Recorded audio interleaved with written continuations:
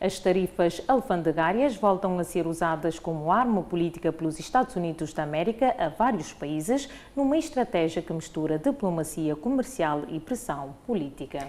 Por causa disso, bolsas reagem negativamente a taxas anunciadas pelo presidente americano. O comércio internacional volta a estar no centro da estratégia política da administração de Trump. O presidente norte-americano assinou nesta quinta-feira à noite o decreto que fixa a tributação alfandegária a partir de 7 de agosto. Brasil, Canadá e Suíça são os países mais penalizados. Camboja e Tailândia foram surpreendidos com tarifas de 19% sobre os seus produtos, apesar de esperarem taxas bem mais elevadas, entre 49% e 36%, respectivamente.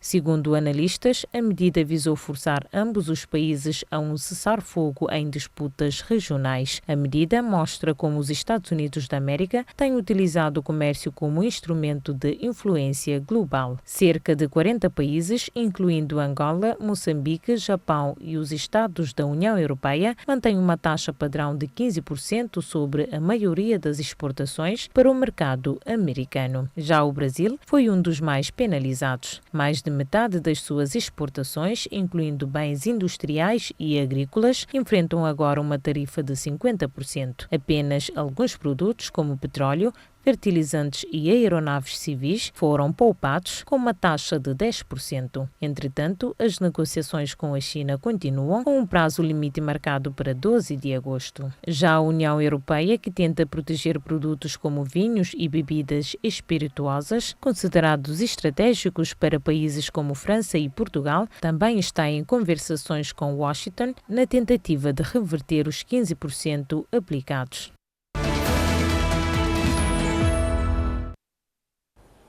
A Alemanha anunciou o envio de mais 2 sistemas de defesa aérea à Ucrânia. A medida reforça o apoio militar de Berlim a Kiev, numa altura em que os ataques com mísseis balísticos russos continuam intensos.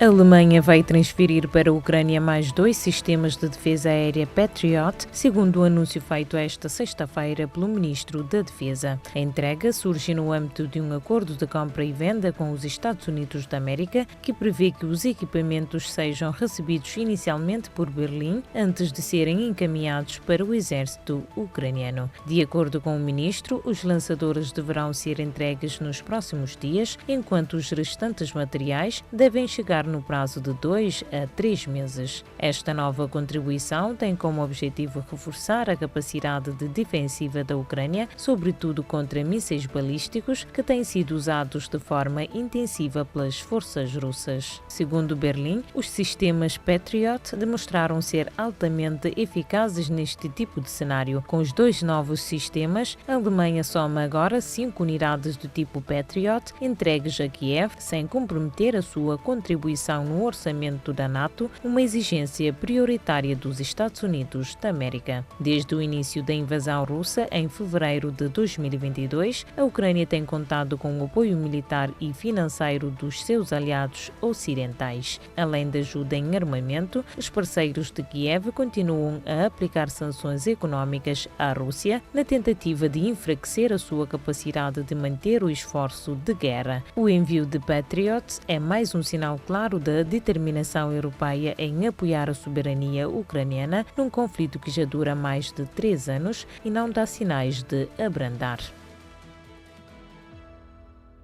A capital chinesa foi palco de uma violenta tempestade entre os dias 23 e 29 de julho, com chuvas intensas que provocaram inundações, desalojaram dezenas de milhares de pessoas e deixaram vastas áreas sem eletricidade. Com dezenas de mortos confirmados e vários desaparecidos, Pequim vive um momento de luto e reflexão. Em conferência de imprensa, Xie Limao, alto responsável da municipalidade, reconheceu falhas graves na resposta às chuvas. A capacidade de prevenção e alerta foi insuficiente, disse o alto responsável, e acrescentou que os planos de prevenção não estavam totalmente desenvolvidos, manifestando pesar pelas vidas perdidas. No distrito de Myungwon, um dos mais afetados, o dirigente Wu foi ainda mais direto. Esta tragédia acordou-nos para a realidade. Proteger vidas não pode ser apenas um slogan. Moradores de diferentes áreas atingidas relataram ter sido apanhados de surpresa pela rápida subida das águas. A China, que enfrenta catástrofes naturais frequentes no verão, tem sido apontada como vulnerável às alterações climáticas. Apesar dos avanços nas energias renováveis e do compromisso com a neutralidade carbónica até 2060, os desafios permanecem. As autoridades prometeram rever os sistemas de alerta e reforçar a proteção das populações vulneráveis. Em meio aos estragos provocados pelos incêndios que assolam o norte de Portugal, o ministro da Coesão Territorial, Manuel Castro Almeida, deslocou-se a Arouca com uma mensagem de apoio e ação imediata. Em declarações, o governante destacou que o foco prioritário do governo é ajudar rapidamente quem perdeu meios de subsistência, sobretudo os pequenos agricultores. Segundo ele, já está definido um mecanismo muito ágil para a concessão de apoios financeiros diretos. Castro Almeida garantiu que qualquer apoio abaixo dos 10 mil euros será processado com rapidez. Os fogos florestais em várias regiões do norte de Portugal têm deixado um rastro de destruição, afetando propriedades agrícolas, áreas residenciais e obrigando a evacuação de várias localidades. As equipas de proteção civil continuam no terreno, combatendo focos ativos e avaliando os prejuízos. O ministro assegurou que os levantamentos estão a ser feitos com celeridade e que o governo está empenhado em garantir não apenas respostas emergenciais, mas também medidas estruturais de apoio às regiões afetadas. A prioridade agora é devolver a dignidade e condições mínimas aos que perderam quase tudo. Portugal somou mais de 2.000 vítimas de tráfico humano em 6 anos. A maioria homens que são explorados principalmente no setor agrícola. Vêm de diferentes países como Moçambique, Índia, Roménia ou Nepal e são maioritariamente homens. Chegam com a promessa de uma vida mais digna, uma casa, um trabalho e um bom salário. No entanto, não é essa a realidade que encontram. Acabam num trabalho precário, numa casa dividida com outros tantos, muitas vezes a dormir no chão. A agricultura é a atividade que absorve mais mão de obra estrangeira, mas nem todos os que lá trabalham estão em situação legal no país. As vítimas são transportadas para locais agrícolas que, devido à vasta extensão geográfica dos locais onde são colocadas, geralmente no Alentejo ou na região centro, tornam a sua detecção extremamente difícil. Todos os anos, centenas de pessoas chegam a Portugal vítimas de tráfico humano. Em 6 anos foram 2.211 vítimas.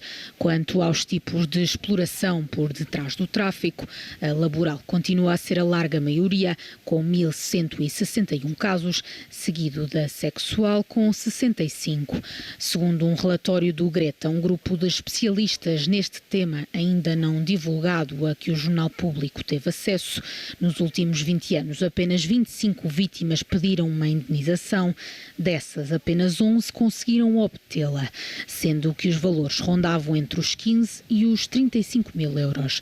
Entre os poucos indemnizados, várias são mulheres que foram exploradas sexualmente. Entre elas está uma mulher que foi vendida pela própria mãe. Foi enviada para uma casa em que pai e filho a mantinham como uma criada e de quem abusavam sexualmente até a vítima engravidar.